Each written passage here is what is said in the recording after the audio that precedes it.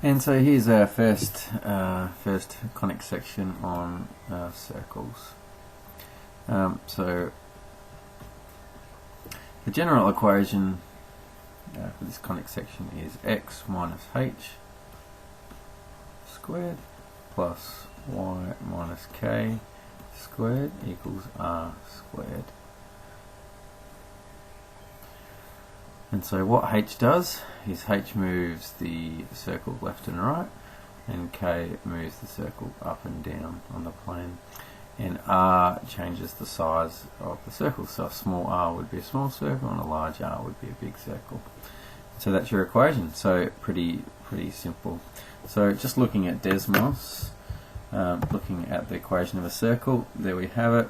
If you move h, if I move this slider, if I move that left and right, that'll move the circle left and right. If I move k, increase k, that'll move it up. If I decrease k, I'll move it down. So that's the effect of k on the circle. And finally r, if I increase r, the circle will get bigger. And if I decrease r, the circle becomes nothing and very small. And if you go negative, it goes the same way, it gets bigger again. So it's just the magnitude of r changes the size of the circle. And so that's all we really need to know. So looking at this, let's just try a few problems. So an example problem might be to sketch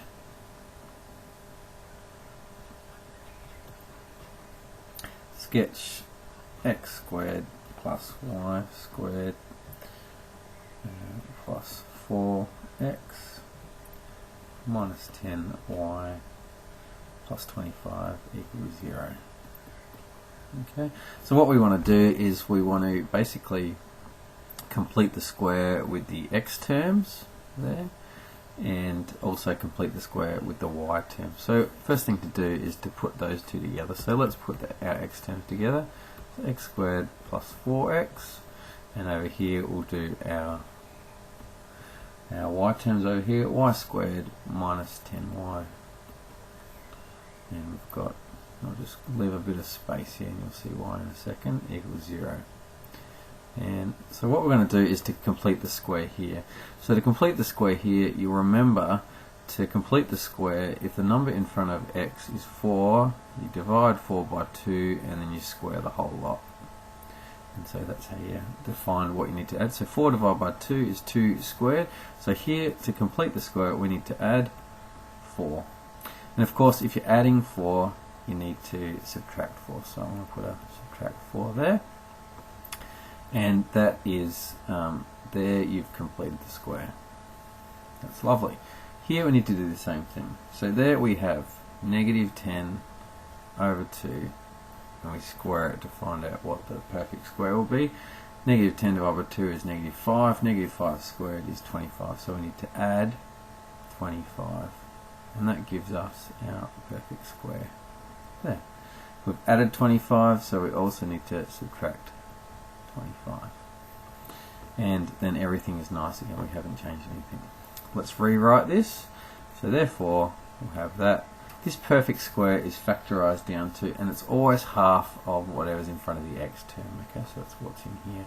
4 divided by 2 is 2, so it'll be x plus 2 squared. That's what that is.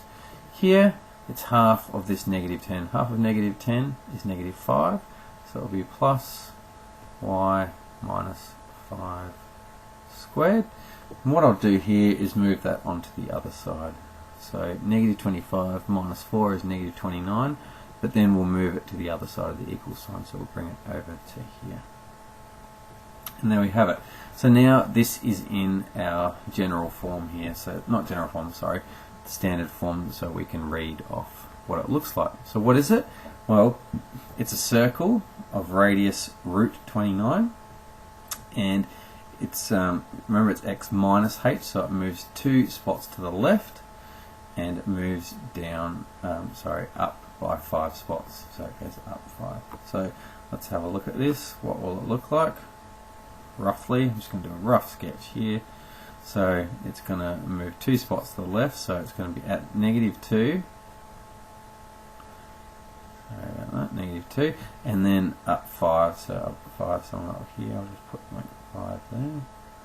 So this is going to be the center of the circle right here, and it's going to have a radius of root 29. Now root 29 is 5 and a bit, so it's going to be get a bit further down here. So it's going to just roughly look like, I'm not going to get it fully, but I don't want to go over that. So it looks roughly like that.